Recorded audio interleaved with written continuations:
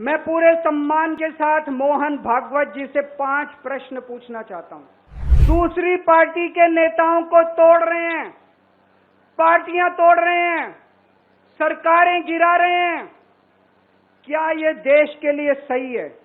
मैं मोहन भागवत जी से पूछना चाहता हूं, क्या आप नहीं मानते कि ये भारतीय जनतंत्र के लिए हानिकारक है? क्या इस प्रकार की राजनीति से आप सहमत हो? क्या आपने कभी ऐसी बीजेपी की कल्पना की थी? आरएसएस बीजेपी की मां समान है कि नहीं है? क्या बेटा इतना बड़ा हो गया कि मां को आंखें दिखाने लग गया? ये आरएसएस वाले कहते हैं हम राष्ट्रवादी हैं, आरएसएस वाले कहते हैं हम देशभक्त हैं।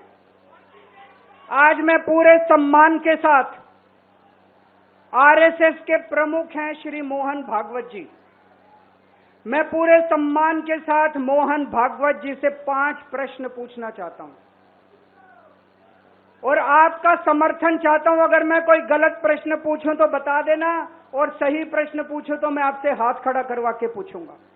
मेरा पहला प्रश्न है मोहन भागवत जी से, जिस तरह मोदी जी देश भर में लालच देके या ईडी और सीबीआई की धमकी देके डरा के दूसरी पार्टी के नेताओं को तोड़ रहे हैं, पार्टियां तोड़ रहे हैं, सरकारें गिरा रहे हैं, क्या ये देश के लिए सही है?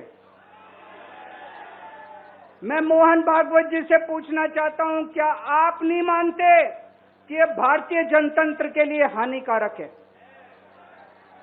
पूछना चाहिए कि नहीं पूछना चाहिए मोहन भागवत जी से? मेरा दूसरा प्रश्न है उनसे, देश भर में सबसे भ्रष्टाचारी नेताओं को मोदी जी ने अपनी पार्टी में शामिल करवा लिया। जिन नेताओं को कुछ दिन पहले मोदी जी ने खुद सबसे भ्रष्टाचारी बोला, जिन नेताओं को अमित शाह जी ने खुद भ्रष्टाचारी बोला, कुछ दिन के बाद उनको बीजेपी में शामिल करा लिया।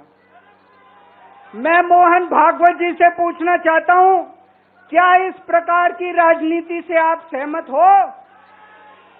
क्या आपने कभी ऐसी बीजेपी की कल्पना की थी? पूछना चाहिए कि नहीं पूछना चाहिए मोहन भागवत जी से? मेरा तीसरा प्रश्न है मोहन भागवत जी से, बीजेपी आरएसएस की कोख से पैदा हुई है कि नहीं है? कहा जाता है ये देखना आरएसएस की जिम्मेदारी है कि बीजेपी पथभ्रष्ट ना हो। मैं मोहन भागवत जी से पूछना चाहता हूं, क्या आप आज की बीजेपी के इन कदमों से सहमत हैं? क्या आपने कभी मोदी जी से ये सब ना करने के लिए बोला? मोहन भागवत जी बताएं कि क्या आपने मोदी जी को ये सब गलत हरकतें करने से रोका कभी? पूछना चाहिए नहीं पूछना चाहिए? मेरा चौथा प्रश्न है मोहन भागवत जी से, जेपी नड्डा जी ने लोकसभा चुनाव के दौरान उन्होंने कहा कि बीजेपी को अब आरएसएस की जरूरत नहीं है। आरएसएस बीजेपी की मां समान है कि नहीं है? क्या बेटा इतना बड़ा हो गया कि मां को आंखें दिखाने लग गया? क्या बेटा इतना बड़ा हो गया कि आज मां को आंखें दिखाने लग गया?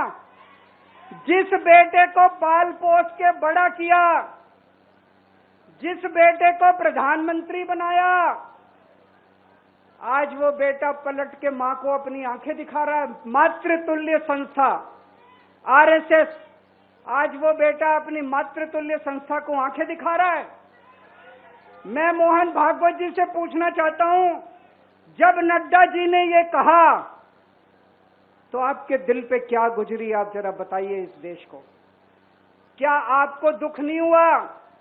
मैं आरएसएस के हर कार्यकर्ता से पूछना चाहता हूं, जब नड्डा जी ने कहा कि हमें आरएसएस की जरूरत नहीं है, क्या आरएसएस के हर कार्यकर्ता को दुख नहीं हुआ? मेरा 5वां प्रश्न, मोहन भागवत जी से मैं कहना चाहता हूं, आप ही लोगों ने मिलकर कानून बनाया था कि 75 साल के होने पे कोई भी व्यक्ति रिटायर होगा। इस कानून के तहत आडवाणी जी को रिटायर कर दिया, मुरली मनोहर जी जैसे बड़े बड़े नेताओं को रिटायर कर दिया, बीसी खंडूरी जी को रिटायर कर दिया, कलराज मिश्र को रिटायर कर दिया, शांता कुमार को और पता नहीं कितने लोगों को रिटायर कर दिया। अब अमित शाह जी कह रहे हैं कि ये नियम मोदी जी पे लागू नहीं होगा। तो मैं मोहन भागवत जी से पूछना चाहता हूं, क्या आप इससे सहमत हो कि जो नियम आडवाणी जी पे लागू हुआ वो मोदी जी पे लागू नहीं होना चाहिए? आप ये पूछना चाहते हैं कि नहीं पूछना चाहते? पूरा देश आज मोहन भागवत जी से ये प्रश्न पूछना चाहता है।